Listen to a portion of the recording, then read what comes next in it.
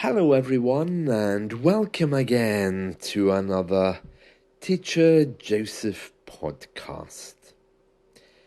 Many people don't realize that when British people speak, we keep our top lip stiff and we speak by moving the bottom part of our mouth, the bottom lip. So basically, our speaking takes place with our chin moving vertically downwards. Now, if you think about that for a moment, many countries in the world, the people speak horizontally. Their mouth moves from side to side, and it kind of looks like they're smiling when they speak. But our sounds are made very specifically by pulling the mouth down. My name is Bond, James Bond. If you were to say that horizontally, it would sound something like, my name is Band, James Band. So you can see how it gives a correct vowel sound in a British accent. Now, this is something you really need to practice. And so I suggest what you do is the next time you're watching BBC News, just have a look at their mouth. There's a reason why British people always look completely sad, angry, and miserable. It's because we don't smile when we talk. We pull our mouth down, okay? And that gives us the perfect vowel sounds. In the old days, some of the hard letters in English were considered to be very rude, particularly the letter R when it was pronounced R with a rolling sound. Many English people found this really offensive, and even today, when a Scottish man is in England, that hard R causes a little bit of laughter, because people know that it sounds a little bit rude and undignified. It takes a bit of practice to go through the sounds one by one, but if you get your mouth movement right, then you're well on the way to creating a good sound. Because if you pull your mouth down when you're talking, it's not possible to make a hard R sound, which comes from the tongue rolling in the mouth.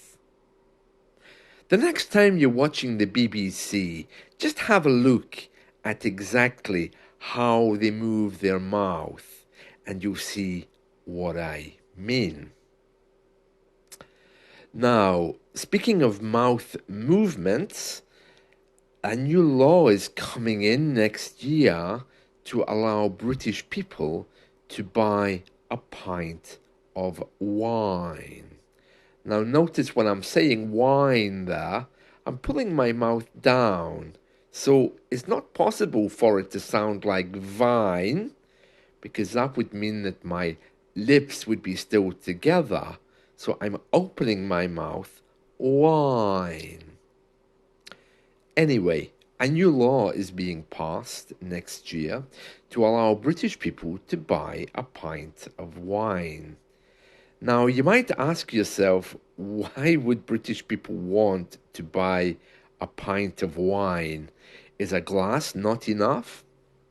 And the answer to that simply is no, a glass is not enough. Remember, in British culture and tradition, we don't really have this idea of relaxing and enjoying something with a nice quiet drink. We drink to get drunk.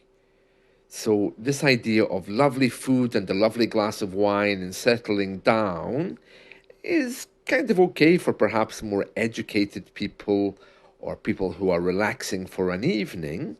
But in a pub, people want alcohol and a lot of it. So a pint of wine makes it much easier to buy instead of asking for 2 or 3 glasses, which you could finish in a matter of seconds. I think part of the problem is British people don't really taste stuff. We don't eat for the lovely taste or the sensation. We eat to fill our bellies. We drink to get drunk. We drink sports to win. Everything is rather extreme. And so it's no surprise then that we are demanding the right to buy a pint of wine. It sounds really ridiculous, but inside the mind of a British man, it makes perfect sense. Now, this is going to be rolled out next year. Rolling out means implemented, and it's going to be the biggest change to our alcohol industry in 40 years. At the moment, if you go to a pub, you can buy, of course, a bottle to share, or alternatively, you can buy a glass or a small glass of wine with exact measurements, but you're not able to buy a pint of it. It's very controlled, so that's all going to be changing. Some pub owners, though, are worried because wine isn't really a man's drink. It's a woman's drink in a pub. Maybe over dinner a man can drink wine, but for a man to ask for a pint of wine in a bar would be a little bit uncomfortable. It kind of reflects a softer man. So pubs are saying that it's unlikely to be very popular amongst hard drinkers, but it may well prove to be popular with female drinkers who just enjoy wine. And it means they don't have to keep going back to the bar again and again for more and more orders, because they can buy 1 pint and slowly sip it. Although the whole idea of buying a pint of wine for me doesn't sound very appetizing. I think it's a thing of education as well. I can't imagine an older couple who are going to the pub for lunch, ordering a pint of wine. But maybe it'll give them the chance to order a jug of wine, something like this, and share it between two people. So that's coming in next year, the possibility of ordering a pint of wine. Doesn't sound right, does it, somehow? So if you're coming to the UK, you can have a look for that on the menu. I don't know exactly when it's coming in, but it's being advertised now.